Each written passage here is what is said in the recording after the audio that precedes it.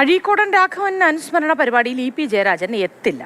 ഇന്ന് പയ്യാമ്പലത്തെ അനുസ്മരണത്തിൽ എത്തുമെന്നായിരുന്നു ജില്ലാ കമ്മിറ്റി അറിയിപ്പ്. LDF കൺവീനർ സ്ഥാനത്ത് നിന്ന് മാറ്റിയതിനു ശേഷം ഇ പി പാർട്ടി പരിപാടികളിൽ എത്തിയിട്ടില്ല. കൂടുതൽ വിവരങ്ങളുമായി ഫെലിക്സ് ചേരുന്നുണ്ട്. ഫെലിക്സ്, ഇ പി വീണ്ടും പാർട്ടിയുമായി ഇടഞ്ഞു തന്നെ നിൽക്കുകയാണോ? ഇനി മുന്നോട്ട് ഇത് എങ്ങനെയായിരിക്കും ഈ പാർട്ടിയുമായി ബന്ധപ്പെട്ട് ഈ കാര്യങ്ങൾ ബാധിക്കുക തുടങ്ങിയ കാര്യങ്ങളൊക്കെ ഉണ്ടല്ലോ?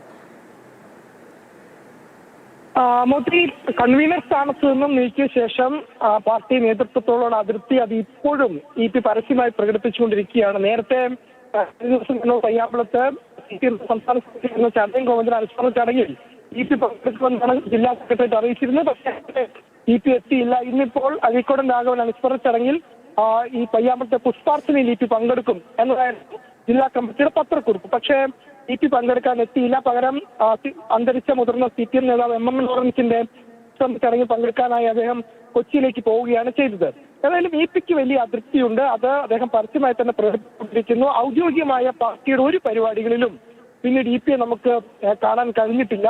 ആ അതൃപ്തി അത് എപ്പോഴും തുടർന്നുകൊണ്ടിരിക്കുകയാണ്. ഏതായാലും ഇ പിയുടെ പേരടക്കം വെച്ചുകൊണ്ടുള്ള പത്രക്കുറിപ്പാണ് ഇന്നലെ ജില്ലാ കമ്മിറ്റിയുടെ ഭാഗത്തു നിന്നും ഉണ്ടായത്. അങ്ങനെ പത്രക്കുറിപ്പ് ഇറക്കിയ പരിപാടിയിൽ നിന്നുമാണ് ഇ പി ഇപ്പോൾ വിട്ടു നിൽക്കുന്നത്. ഏതായാലും ഈ കൺവീനർ സ്ഥാനത്ത് നിന്നും അപ്രതീക്ഷിതമായി തന്നെ ഇറക്കിയതിലുള്ള വലിയ രോഷം അദ്ദേഹത്തിനുണ്ട്. അതിനുശേഷം ആത്മകഥയിലൂടെ തനിക്ക് പറയാനുള്ള കാര്യങ്ങളൊക്കെ എന്നാണ് ഇ പി ഇപ്പോൾ വ്യക്തമാക്കിയിട്ടുള്ളത്. അതിലും ഇ പിയുടെ ആത്മകഥ ഒരു വശത്ത് നടക്കുമ്പോൾ മറുവശത്ത് പാർട്ടിയുടെ ഔദ്യോഗിക പരിപാടികളിൽ നിന്നൊക്കെ ഇ പി വിട്ടു നിൽക്കാനുള്ള തീരുമാനം.